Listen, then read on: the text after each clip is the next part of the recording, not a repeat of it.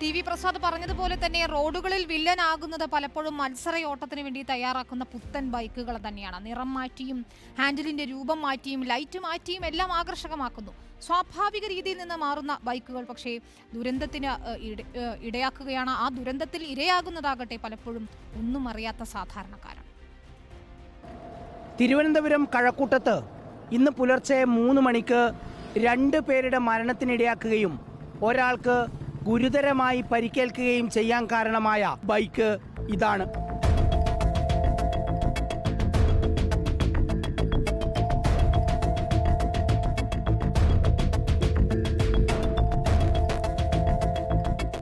ഈ ബൈക്ക് ഒരു വെള്ള നിറമുള്ള പൾസർ ആയിരുന്നു. മോട്ടോർ വാഹന വകുപ്പിൻ്റെ വെബ്സൈറ്റ് പരിശോധിച്ചാൽ നമുക്കത് മനസ്സിലാവുകയും ചെയ്യും. പക്ഷേ ഇത് മത്സര ഓട്ടത്തിന് വേണ്ടി ഓൾട്ടർ ചെയ്തെടുത്ത രൂപമാറ്റം വരുത്തിയ ബൈക്കാണെന്ന് ഈ ദൃശ്യങ്ങൾ തന്നെ വ്യക്തമാണ്. അതായത് വെള്ള നിറമുള്ള ബൈക്ക് ഒരു പിങ്ക് നിറത്തിലുള്ള ഒരു കളറിലേക്ക് മാറ്റിയിരിക്കുന്നു. ഇതിൻ്റെ RCയിൽ ഇപ്പോഴും വൈറ്റ് നിറത്തിലുള്ള പൾസർ ബൈക്കാണ്. ഇതിലെവിടെയും പൾസർ എന്ന് രേഖപ്പെടുത്തിയിട്ടില്ല. അതുമാത്രമല്ല, ഇതിൻ്റെ ഹാൻഡിലും രൂപമാറ്റം വരുത്തിയിരിക്കുന്നു. ഇതിൻ്റെ ഇൻഡിക്കേറ്റർ പ്രത്യേകം തയ്യാറാക്കിയ മറ്റൊരു ലൈറ്റാണ്. ഇതിലൊരു കൗതുകകരമായ ഒരു കാര്യമെന്ന് പറയുന്നത് 6 മാസം മുമ്പ് 5000 രൂപ ഈ വാഹനം ഓൾട്ടർ ചെയ്തതിന് പിഴയിട്ടു എന്നുള്ളതാണ്. നിങ്ങൾക്കാർക്കും ഈ വാഹനം പരിശോധിച്ചാൽ മനസ്സിലാക്കാൻ കഴിയും. ഈ വാഹനത്തിൻ്റെ നമ്പർ ഇതാണ്, KL 7CT 2900. പരിവാഹൻ വെബ്സൈറ്റ് വഴി നിങ്ങൾക്ക് പരിശോധിക്കാം. ഒരാഴ്ച മുമ്പ് ഇതിന് ഫൈൻ ഈടാക്കിയിരുന്നു.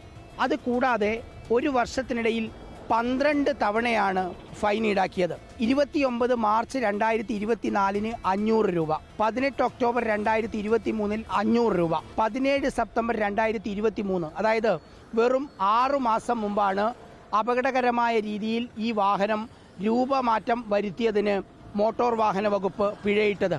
അതിനു മുന്നിലും 31 ജൂലൈയിലും 24 ജൂലൈയിലും 14 ജൂലൈയിലും 20 ജൂലൈയിലും നിങ്ങൾക്ക് തന്നെ നോക്കിയാൽ കാണാം 12 തവണയാണ് ഒരു വർഷത്തിനിടെ ഈ കിടക്കുന്ന ഈ വാഹനത്തിന് മോട്ടോർ വാഹന വകുപ്പ് പിഴയിട്ടത്.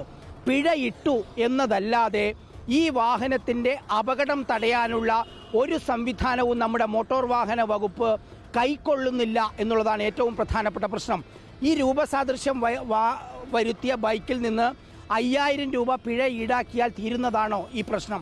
ഈ അപകടത്തിൻ്റെ ഗൗരവത്തിലേക്ക് വന്നാൽ നിങ്ങൾ കാണുക, ഇവിടെ നിന്ന് ഇത് ഇൻഫോസിസിൻ്റെ തൊട്ടടുത്തുള്ള തമ്പുരാൻമുക്ക് എന്ന് പറയുന്ന സ്ഥലമാണ്, കുളത്തൂരിൽ കഴക്കൂട്ടത്തിനടുത്തുള്ള.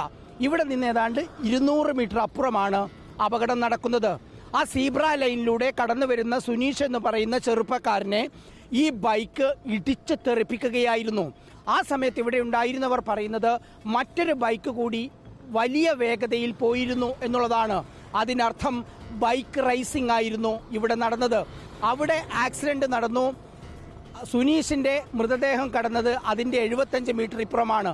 അവിടെ ആക്സിഡന്റ് നടന്ന് ഇവിടെ ഈ ഡിവൈഡറും കടന്ന് ഏതാണ്ട് 150-200 മീറ്റർ ഇപ്പുറമാണ് ഈ ബൈക്ക് വന്ന് നിൽക്കുന്നത്. അതിനർത്ഥം അത്രമാത്രം വേഗതയിലായിരുന്നു ഈ ബൈക്ക് പോയിക്കൊണ്ടിരിക്കുന്നത് എന്നതാണ്.